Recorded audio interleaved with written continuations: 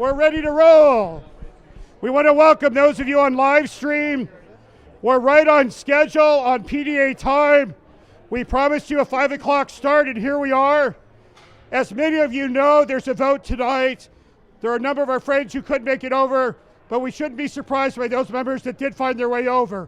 By way of introduction, I want to bring a good friend of ours and not waste much time. Somebody who needs no introduction, the one and only John Nichols. Yay, all right. This is a classic PDA setting. Nobody can quite hear anybody. You're all crowded in. Not everybody agrees with everyone on everything. And yet we have one shared sense. And that is that the worst possible thing you can do in this moment is to steer the country toward an austerity agenda that undermines job creation and economic growth. We know that to be true, and I am honored to be with folks tonight who say that the problem of the Democratic Party is not that it's too progressive. The problem is that it's insufficiently progressive. This party needs to take stronger stands on a host of issues. And we're going to have this incredible vote tonight, and this is a big deal vote. Now, I do not understand at all how you go into a negotiation with Paul Ryan and you control the Senate and the White House. You've got polls that tell you that the people want to tax the wealthy and want to extend unemployment benefits. You have Republicans who are terrified of shutting the government down again, and yet you end up with a deal that at core is an austerity plan that allows for the continuation of a constrained economic agenda that has undermined job growth, that has undermined economic growth in this country. It's the wrong way to go. And I am honored tonight to introduce as your first speaker a congressman from the state of Minnesota who tonight, at some point, probably in the middle of the night, will do what he was elected to do and vote no on this failed budget deal. Ladies and gentlemen, please welcome Keith Ellison. All right. Okay, how's it going, PDA? All right, progressive Democrats, let me tell you, the best thing you can say about this budget is that it could be worse. That's saying that you're voting your fears, not your aspirations. That's saying that you're voting to just hang on rather than advance the best interests of the American people. And I don't know how we can even think about going home to have Christmas with our own family while we're cutting off unemployment benefits for millions of people's family. Oh, and by the way, right at the end of the last month, food stamps took a hit. Don't forget that. It's important to remember the cumulative effect of all this stuff. Now, they're cutting retirement benefits for federal employees, but somebody comes and says, hey, it's not so bad because it's only future federal employees. Wait a minute. So people ain't going to retire in the future? I mean, look, I respect my colleagues. I think they're great. They were under very difficult circumstances, and I'm not here to put anybody down or question anybody's commitment. But I am saying, for me, I'm looking toward an America with a country where people can work hard and do well, with a prosperity that is shared, where we invest in our people, we invest in schools, we invest in our infrastructure, where we make sure we have trade deals that keep people in America working and that are fair to people abroad, where we're not literally getting cheap goods based on somebody else's oppression across the water. And so I can't jump on board, right? I got to keep on looking I got to keep on dreaming and working for a progressive, inclusive America based on a politics of generosity, not just trying to solve this month's problem for this moment. And I'm telling you, y'all know Naomi Klein, you read her book, The Shock Doctrine. You know, they like to keep us off balance, shook up, and afraid of a shutdown. I'm saying don't be afraid of a shutdown. They're the ones who got the PR hit on the shutdown. They're the ones who don't want to shut down. We ought to realize they're the ones who are going to suffer from another shutdown. And we got to be able to push them to the edge a little bit more. I just want to say this. It's easy for me to say what I'm saying because I'm not operating on the basis of being scared of what they're going to do. But I also want you to understand that the people who were at that negotiating table did the best they could do. And I don't think as Democrats we should crack on them or question their commitment or say they failed us. I urge you not to do that, because if we do that, then we break a chance of unity, which is absolutely essential for success in this moment. Why do I say that? Because there's this vote, but there's going to be another one. You know, in a few weeks, we're going to be dealing with this debt ceiling mess. That's coming up. And you know, we still got to fight to make them give us a vote on immigration reform. There's people in this gathering right now who are fasting just up until today. Let's give them a hand. That young lady right there, wave your hand, sister. Tell me your name again. Melissa was fasting, you guys. I need a better hand than she just got. We gotta stick together to raise the minimum wage to a livable wage. We gotta stick together because there are 2 million people who work for contractors who have contracts with the federal government who are not paid a livable wage. And in fact, we're asking the president to sign an executive order to raise their pay. So we cannot, form the circular firing squad, and I'm not here to do that. But we should also remember we are playing for another kind of situation. We're not looking at just what's going to happen over the next 3 weeks. We're looking at the next 3 years, the next 3 decades. You know that in the 1960s, these right-wing Republicans set a plan where they were going to attack unions, offshore jobs, right, and lower wages, make us wage competitive with China, and they feel like they're making progress.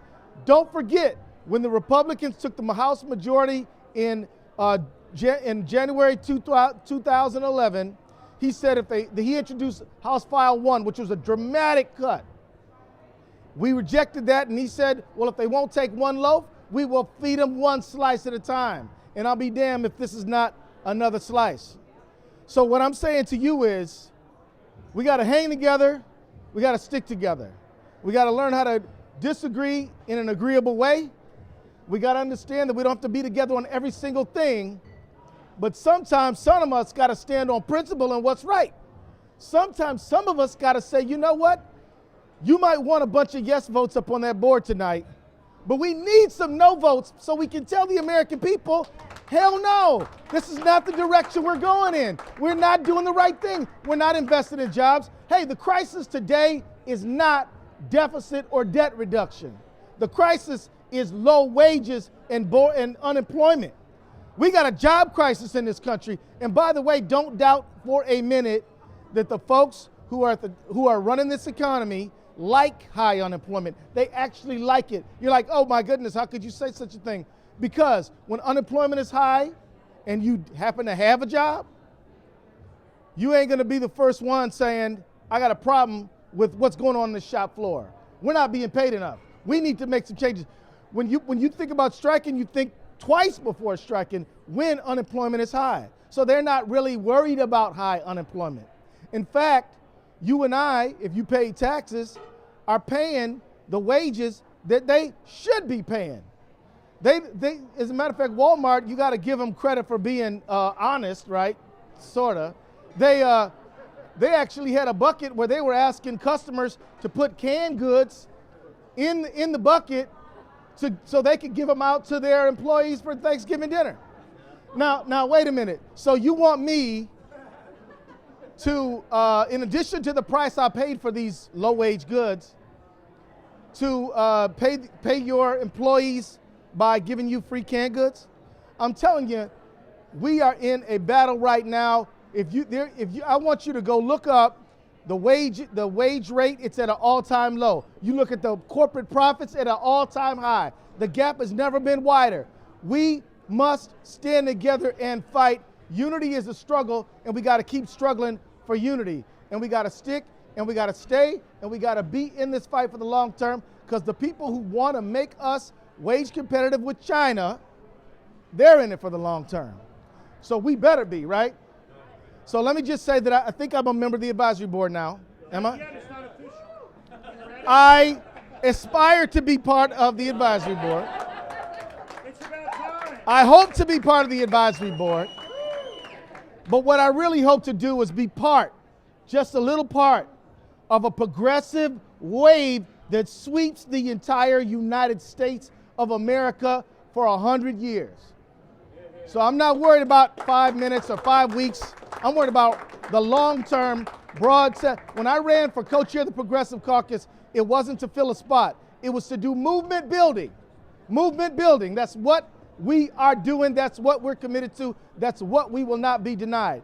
And so I want to thank you guys for your unwavering commitment, because yes, we need smart people. Yes, we need brain power, but mostly what we need is grit and determination and some fight back, and that's what's going to get us where we're going. Thank you. All right, stay here for 1 sec, brother. Fight back like Tim Carpenter shows every day, everybody.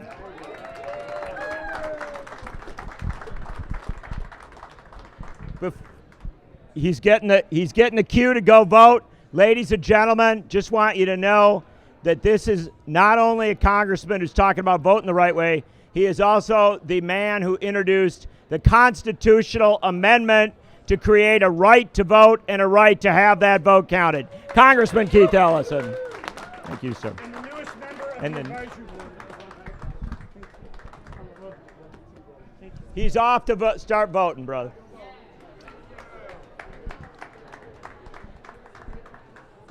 It is a testament to PDA and to the different groups that are associated with it and allied with it that Congressman Ellison would come out tonight away from the Capitol to be here with grassroots activists. It's absolutely vital to understand that.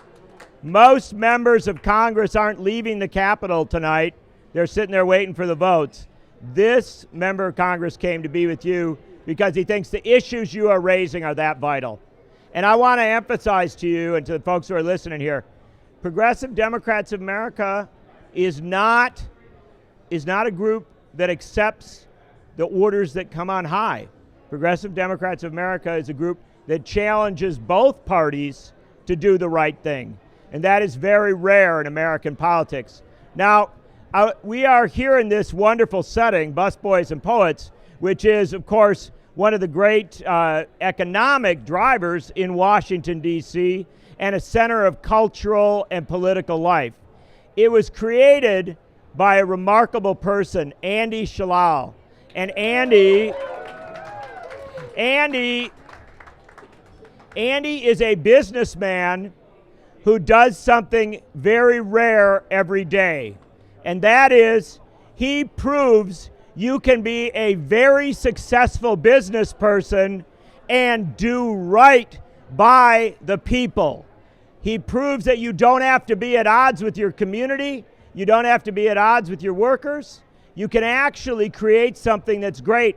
That's a vision of business and community development that needs to be celebrated and understood. And I am very pleased tonight to introduce the owner of Busboys and Poets and the longtime host of so many incredible events. Ladies and gentlemen, Andy Shalal.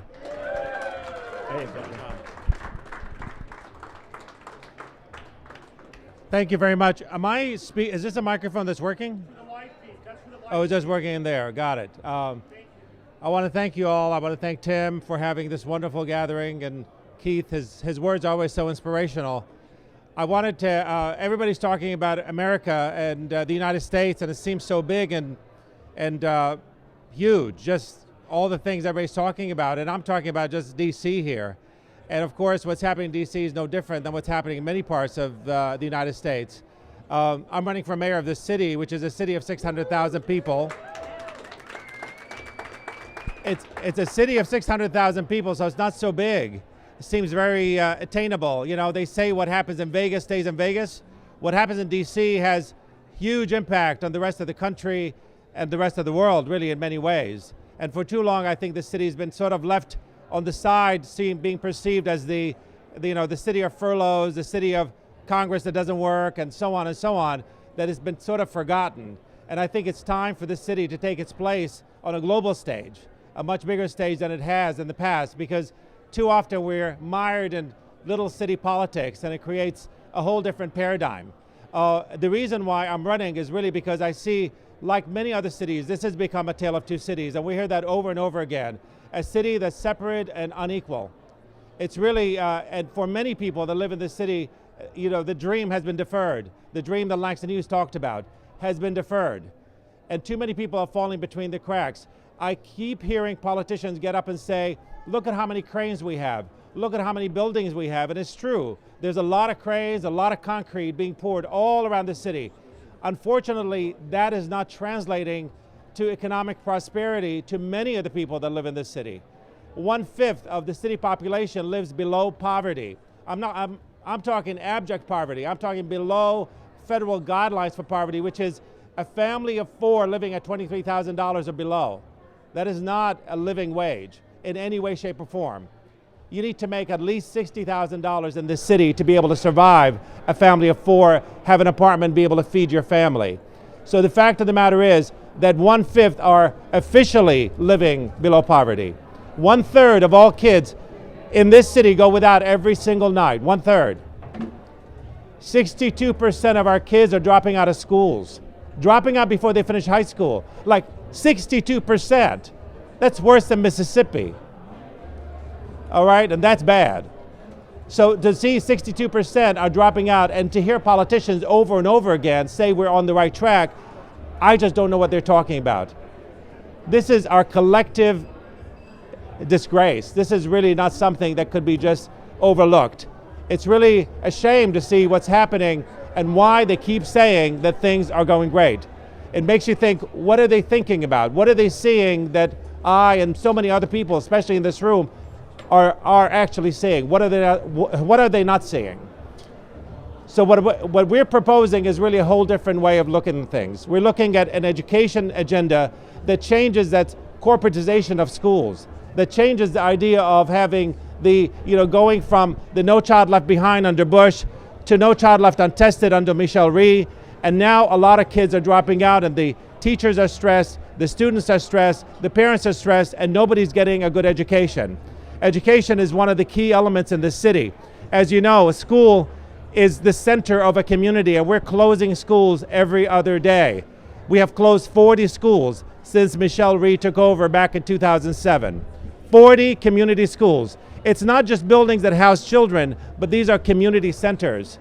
We have shredded communities by closing these schools. Parents are left now to a consumer-based style of education, where every year a parent has to go shopping for a school for their kid. So if the school is 5 miles away or opposite end of town, it means you have to lug your kid from one end of the city to the other end in order for you to have a decent education. And that's done by lottery. So if your lottery number didn't come up, you're just out of luck. So your kid has to suffer in a failing school, quote unquote, until the next turn you have. This has got to stop. We cannot pit schools against one another. Schools are not a market. Every kid deserves a great education, and we need to be able to make sure that that is true. If a school is across the street from where you live, that should be a great school. You shouldn't have to go searching for a great school opposite end of town. That's a huge issue that's happening in this city. The way we treat teachers is completely disrespectful. We've turned education into a hobby, created this Teach for America paradigm where teachers come from all over the country to try to do good, so to speak, and they are trying to do good, but unfortunately it marginalizes the educational profession, it marginalizes teachers, and it creates a whole new set of standards for what education should look like. That needs to stop. We continue to be able to test and retest our kids. In this city, we spend 18 days out of a school year testing our kids. 18 days that could be used for imagination, for creativity, for the arts, for things that makes the next generation of thinkers and dreamers. We're going to need them. These are the things that are happening in the city that nobody wants to talk about. When we're talking about economic development, economic prosperity, I was saying earlier, the idea of cranes, we have to start counting the things that matter, the things that count. We talk about economic prosperity, and for most of you that are from here, you know about east of the river and all the issues that they have. Well, they've introduced this huge complex for Homeland Security that's supposed to bring 14,000 jobs in that area, only to find out that only 300 of those jobs don't require a college education. 98% of the people that live around that neighborhood do not have even, they definitely don't have a college education, but most of them don't have a high school education. It's a serious problem, and so it's creating this sort of enclave where people come from outside that area, do their work, and leave the community after they're finished. It's not creating economic prosperity for the people that live there. When we're talking about housing, housing has become a crisis in this city. This city has now become the most expensive city to live in the entire United States. The most expensive city. We talk about affordable housing. They've redefined what affordable housing means. It's based on some sort of voodoo freakonomics that's creating the sense that all of a sudden, if affordable housing means you have to make at least $80,000 a year to be able to afford to live in an apartment. That leaves out the majority of the city. We talked earlier, and I heard Keith speaking about the gap between the upper end and the lower end. The gap has widened in this city. It has not narrowed. Not only the gap between the haves and the have-nots, but also the gap between, even when it comes to testing scores. The scores for testing that we've been sort of told that we're going to raise all the boats and everybody's going to do better is actually widened. Kids at the top are doing better. Kids at the bottom are doing worse. It continues to be business as usual, and we continue to look at it as if it's going to be the answer, and the answer is to privatize everything in sight. As far as jobs, we're looking for actually living wages. So people, when they go to work and they have to wake up in the morning and drag their kid across town and go to a job and work in a job and come home, they should be able to pay for their food and their shelter. Right now, that's not happening. In this city, that's still a huge problem. So all of these things need to change, and somebody needs to be able to speak up about it. I'm grateful for the opportunity to be able to be there and speak up about these issues, because without someone like me in the race, you will not have these conversations. It has already changed the way the conversation is happening. It's already changed the way debates are taken on. We just had a debate the other day on Monday on education, and we let them have it. It was very clear that education would not be on the table, would not be an issue if it's not for someone like me running in this race. To talk about the privatization of schools, to talk about the gaps that are happening further and further while they're talking about how great things are. Overall, the tests are going up. It's really interesting. So they bring up that issue. The tests are going up overall. They've gone up because we've had much more higher end people moving into town, raising the overall scores. But when you start going down and start really drilling into those numbers, you see that the fact of the matter is the tests are not going up for the people that need them.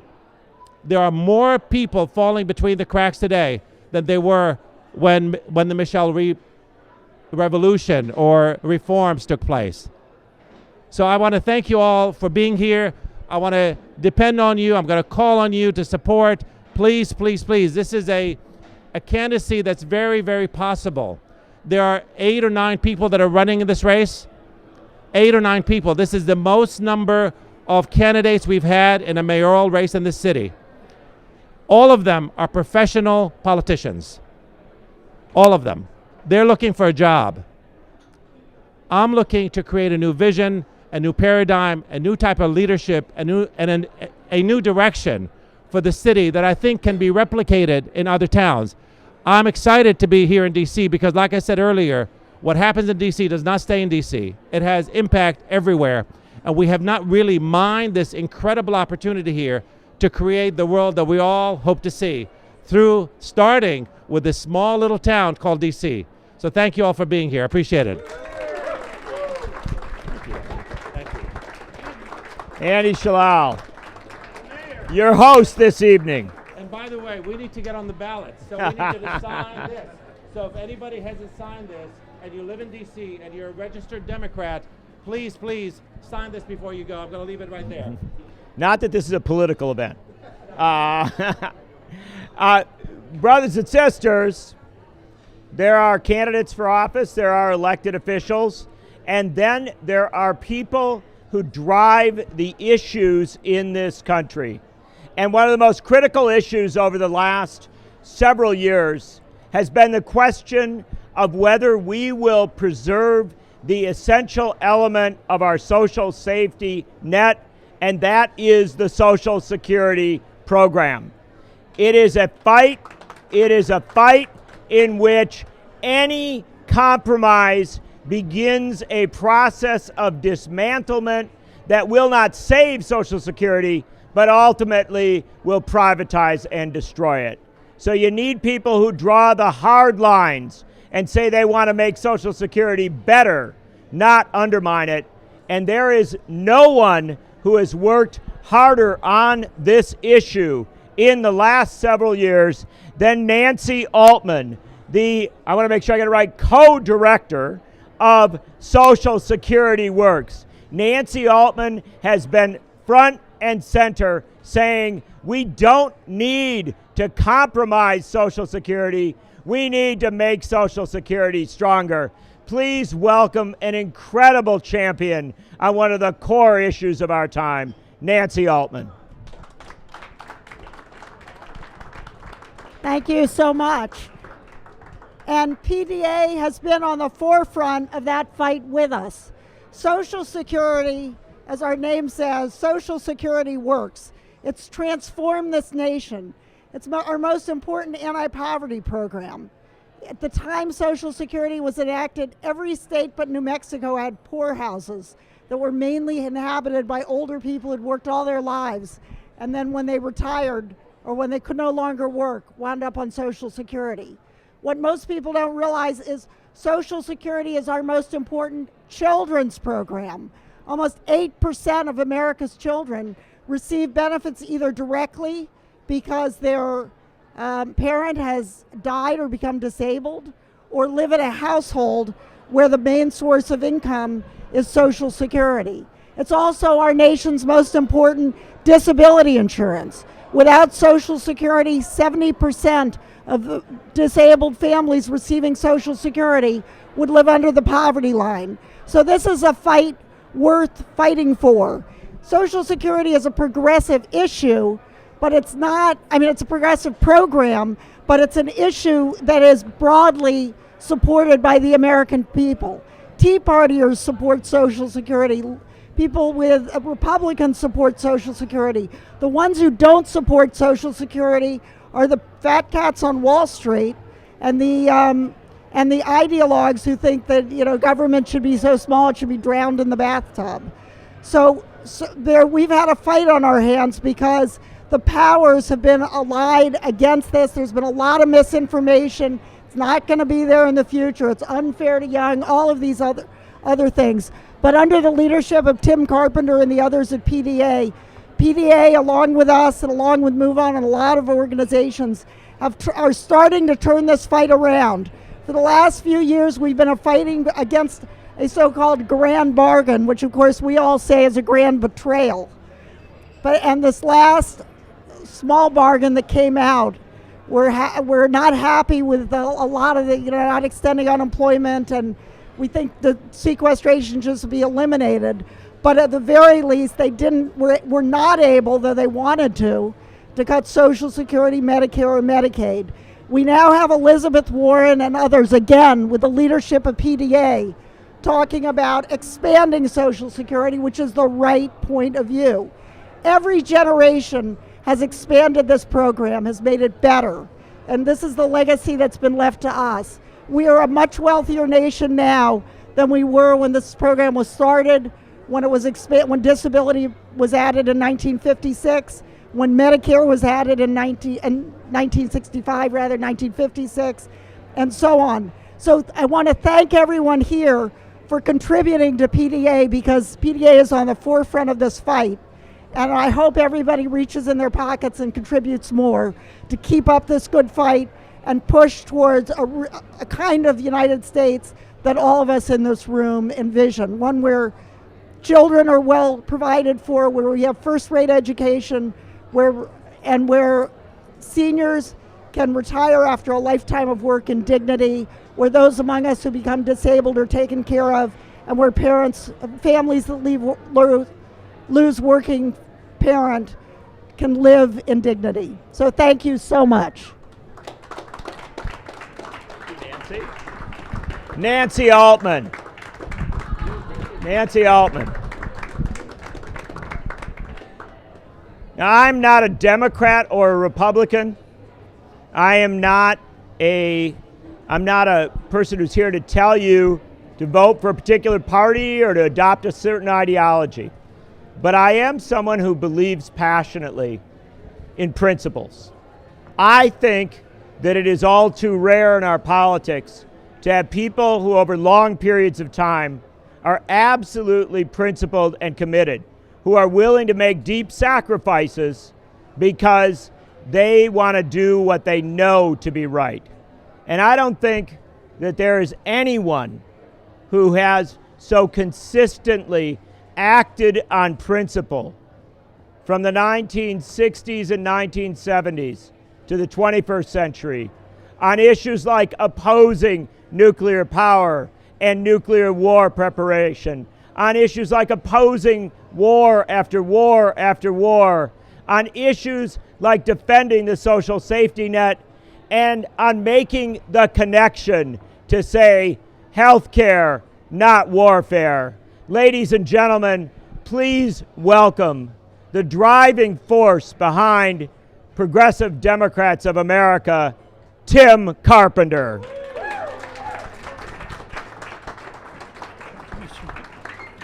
Thank you, John. Thanks, everybody. I'm going to be brief because I have good news. I stand between you and Ben Cohen's Ben and Jerry's Ice Cream. We got word tonight that Ben brought in ice cream for everybody, so I'll keep my remarks very short also. I want to just do a couple of housekeeping measures to thank Andy. Before there was busboys and poets, many of you don't know, there was Mimi's, the singing waiters, and it was one of the first gatherings we had in D.C., and Andy was there just as he is tonight. And again, to thank Andy for housing us tonight. Andy, thank you.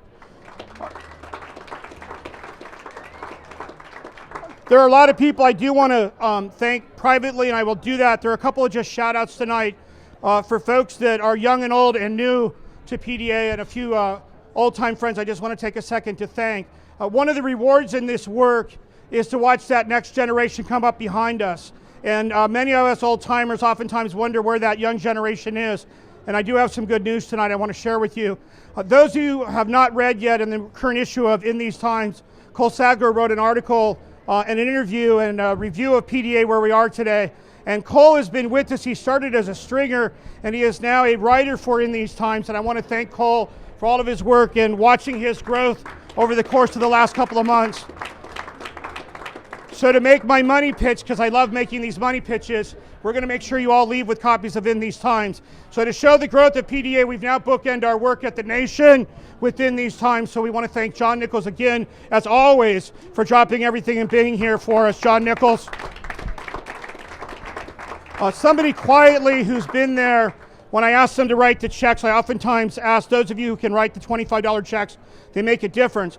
But there are a few of you who quietly each month write zeros behind those checks and have consistently been there for PDA, and without them, they wouldn't be here. The first is National Nurses United. Tonight, Ken and Laura are here for the nurses. Who better to lead us on the fight for single payer? We want to thank National Nurses United. And the other is somebody who is the stealth contributor to PDA. I jokingly refer to him sometimes as that mystery guy whose check comes in every month like clockwork, and that's Bob Ferdick from Democrats.com, and we thank them for being there for us. So while they write their checks, I know there are some of you tonight that can put those zeros behind it, but I know everybody in this room could write a $25 or $35 check, and that makes a difference for us. So our team's passing out envelopes right now, so when you get your bowl of ice cream, don't fill it out yet. After you get your tummy nice and full of some ice cream, think about writing that check tonight to help PDA. Tomorrow, many of us are going to be gathering out in my backyard, out in Western Mass. We have some challenges internally within PDA. Challenges only that will determine how PDA moves forward and in what manner PDA will move forward. There's some questions on whether or not at some point in time we may not move forward as PDA, but the community you see here tonight, when you look across this room, which is representative of the roundtable that gathered yesterday in the Rayburn office building, has taken toll here in Washington and outside. People understand now when you say inside, outside, what it means to organize a movement that understands that you have to hold elected officials accountable, even our best friends. So when Keith Ellison officially tonight becomes a part of the PDA National Advisory Board, it means that both co-chairs of PDA, both co-chairs of this Progressive Caucus now understand what inside-outside means, and they are part of our community moving forward. And I'm honored tonight that Keith Ellison joined PDA and our National Advisory Board.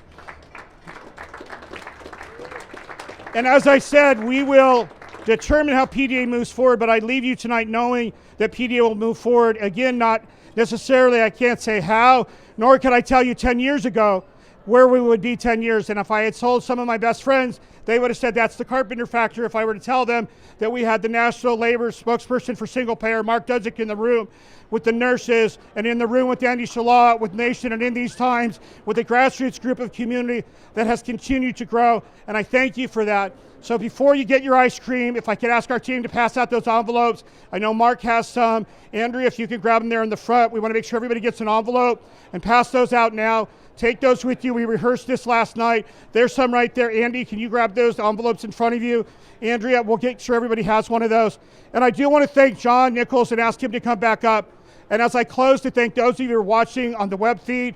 I always thought it was great when you could get 5 or 10 people in a room, but Alec Lawson and We Act Radio have taught me by going virtual and taking this to the website how many more people we can reach. So I thank those of you who are watching tonight, and We Act Radio and Alex, Social Security Works, and all of you for being part of this community. And I asked John Nichols to help close up this portion.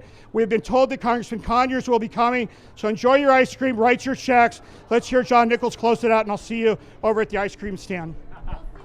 All right. Tim Carpenter, hang on. Brothers and sisters, I don't have to say a lot more except to tell you this. It is incredibly hard in a multi-decade political career to remain absolutely trusted, absolutely respected, and absolutely principled. And of all the people I know in so many different areas, there are many, many great people. There's many people we can honor and regard.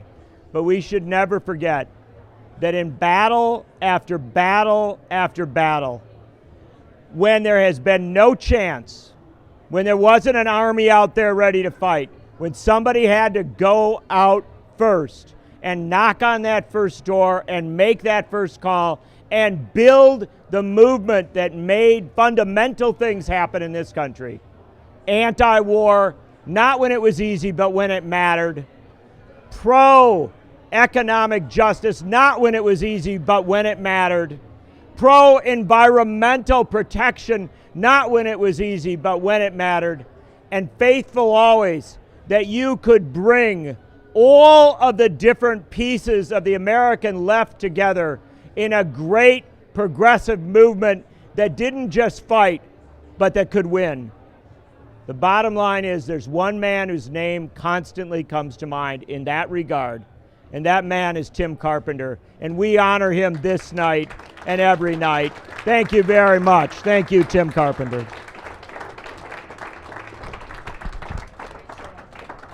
Go get your ice cream.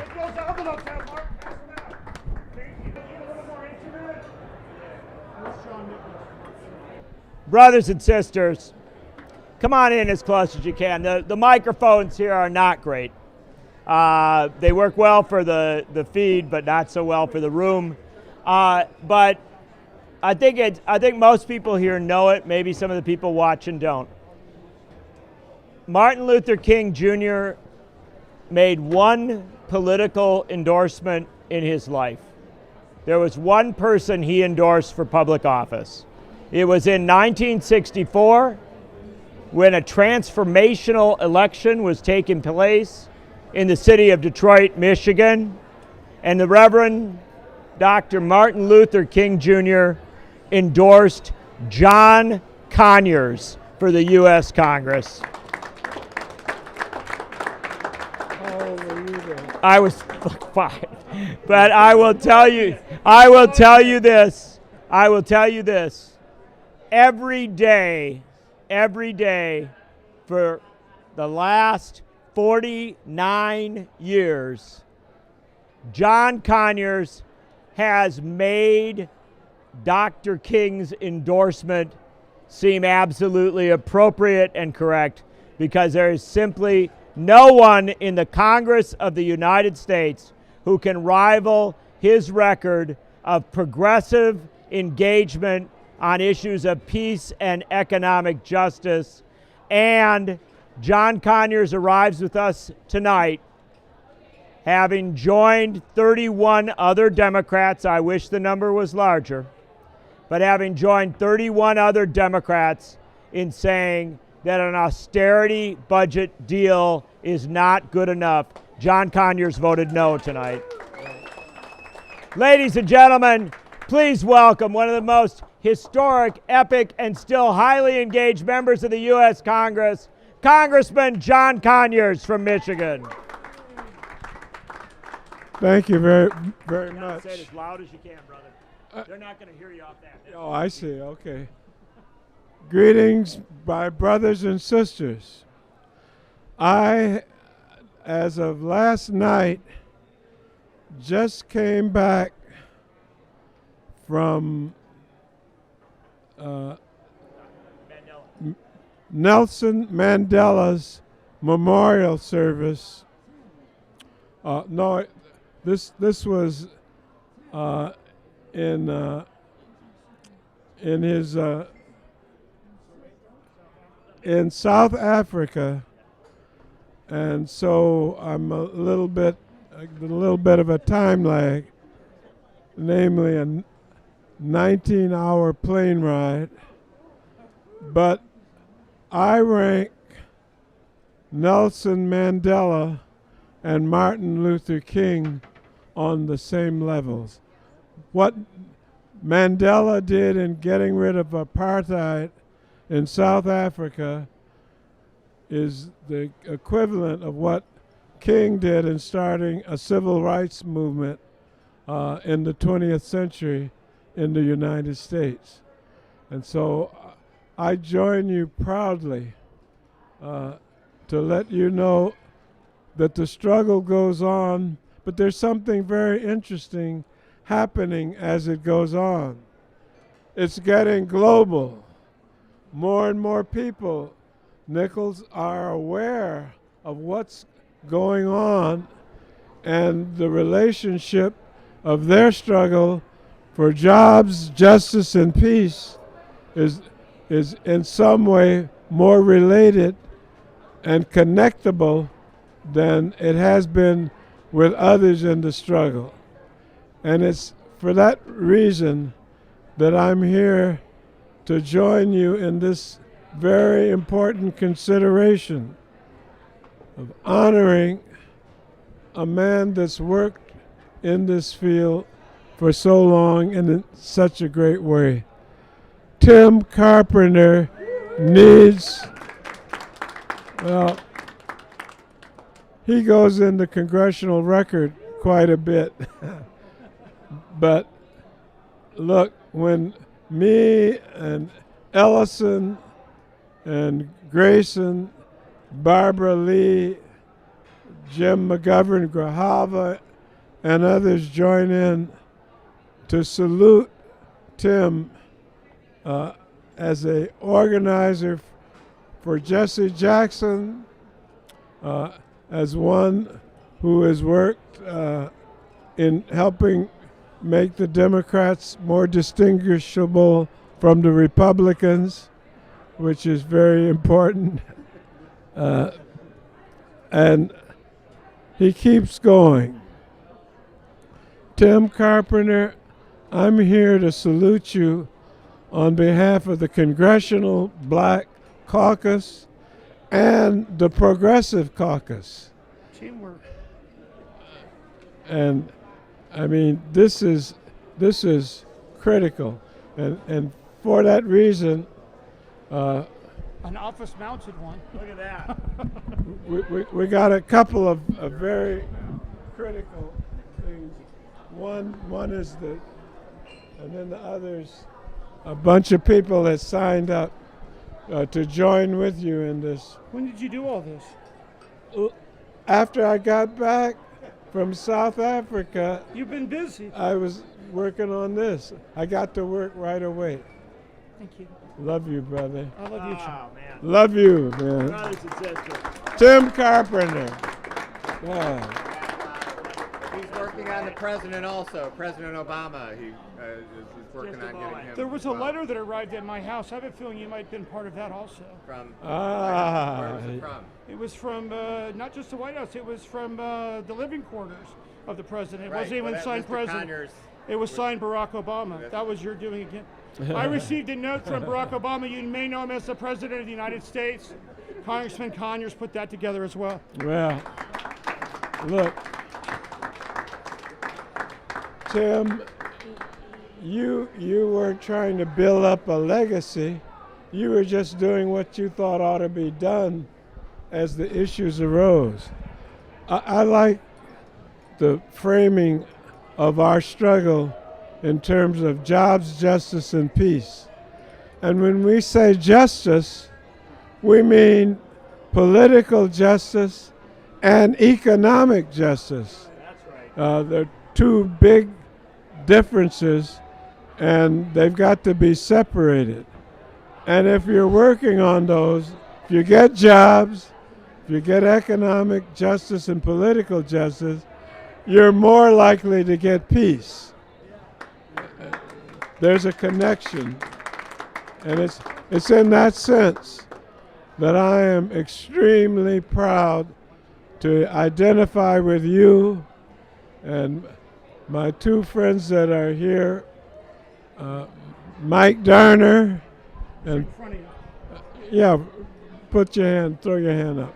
Mike Darner and Perry Applebaum, and we've got to grow our numbers. There's one thing that's very important to remember when you think the going is getting rough. There's way more of us than there are of them. All we have to do is educate and motivate the many of us who need a little bit more of that. And that's what you've been doing. You never stop. And we're not going to stop. And I want you to keep on going. We want to be with you, and we want you to still stay with us, because that's what it's all about. It's not how much we individually prosper, it's how much we do to make this life on the planet a little bit better for everybody else. And so thank you. Thank you. And for all the people that I represent and some that I claim to represent, I want to say Godspeed to you in your own personal struggle. We love you, Tim Carpenter. Thank you. Unbelievably good. Thank you. We love you, Tim Carpenter. I love you. We love you, Tim Carpenter. Say that. We love you, Tim Carpenter. We love you, Tim Carpenter. We Love love you, you, Tim Tim Carpenter. Carpenter. We We love love you, Tim Carpenter. Well, on that note, thank you. Thank you. I want to tell one story on Congressman Conyers. Thank you. In 1980, when many of us were getting arrested during the Reagan military buildup in that progressive land of Orange County, we organized a team. And one night when we were in jail, they said somebody needs to go to Washington and get us organized because nobody's listening. And I got the short straw. And when I arrived in Washington, pretty much the same way we did PDA, I walked the halls of Congress, just leafleting, asking if anybody would help out. And when I walked into the elevator, gentleman asked me what I had, and I handed it to him, and he looked at it, and he said, "Come with me, young man." I had no idea who he was. And we went into the offices, and those of you who do your Educate Congress know when you break to the left, it's oftentimes the member's office, and you break to the right, it's the staff. Well, I broke to the right. I had no idea who it was. He said, "No, young man, this way." And I entered into an office space, and he said, "Sit down, I want to talk to you for a minute." And he got on the phone, and he said, "Ron, I got somebody here I want you to meet. Harold, I have somebody here I want you to meet. Judge Crockett, I have somebody here I want you to meet." And within 5 to 10 minutes, Congressman Conyers had assembled Ron Dellums, Harold Washington, and George Crockett. And he said, "This young man's doing more to end the arms race right now than we are in Congress. We need to work with him." And that was the seed that was planted that began what we now know as PDA. And he said, "Go home and know we're here and you organize." And when we started to organize for the first meeting of PDA, I picked up the phone, cold called Congressman Conyers' office, and I called in and I said, "He won't remember me, but," and they said, "Hold the line." And within minutes, you got on the line and you came out to Roxbury and you were the first spokesperson and you were there for us at the launch of PDA. So I'm going to tell on him if he's telling on me. Thank you.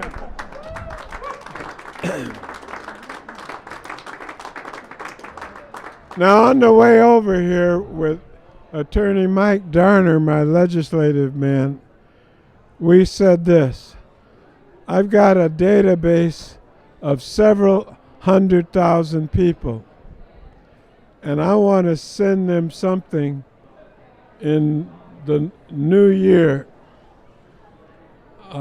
that can go to everybody. And I want you to be thinking about this with me and us, because what we want to do is motivate and educate and organize. That's what it's all about.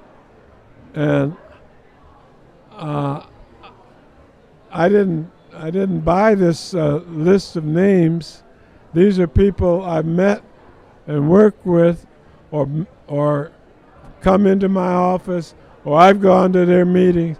And so the question is, what's the best use of people from every state in the union, north and south, black and white, workers, unemployed, seniors, kids?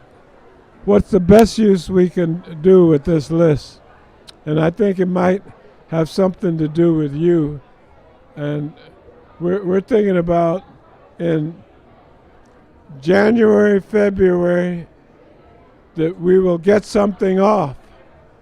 And what exactly it'll be will be what we decide either here tonight or over the new year.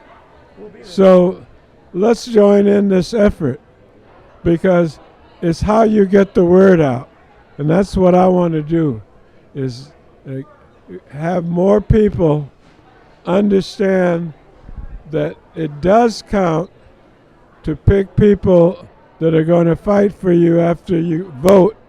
And that's why we'll get more people to participate. Just think of it. We've got a country where the police can't stop you from voting, and there are a lot of places in the world where you got to be careful about whether you're voting and how you're voting. And what we want to do is lift that up, and we can do it. And we'll be thinking of all of you here tonight, and you'll be thinking of how Mike and Perry and I can join in with you to get the word out. We're years behind on a universal single-payer health care bill. It's already been invented. And who doesn't know that the most important thing, domestic issue we've got in this country, is creating jobs for everybody. Now we've got millions upon millions of people out of work. We got numerous things to be done, and we're sitting around here bumbling around on resolutions and sense of the Congress statements when we ought to be worried about how we create full employment in America for everybody that needs a job. I mean, jobs, justice, and peace. And that's why I'm here celebrating with you and this brave and valiant fighter in the struggle. Thank you very much. John Conyers. It's all your son. Thank you. I think we're close to wrap up. I think we're going to give this microphone to Tim Carpenter, but we are going to remind people that the year that Nelson Mandela went to prison, John Conyers was getting ready to go to Congress. We have lost Mandela, but we still have Conyers in Congress. And I want to tell you something. I think that there are a few more epic figures in America, and we're tremendously honored to have you with us tonight, Congressman Conyers. Let's give it to Tim Carpenter. Thanks, Sean. I don't know if overwhelming begins to describe it. I want to thank everybody, not only for what you've given, but you continue to give, so make sure we get your envelopes before you leave tonight, and those of you online, but most importantly, thank you, Congressman Conyers. As I said from the beginning, it's all about the journey. Oftentimes when we set out, we don't know where it ends, and if you don't enjoy every day of every moment and enjoy the journey, you're going to miss out, and it's been a great journey. Thank you, Congressman Conyers. You bet it has been. Thank you. Thanks, everybody. You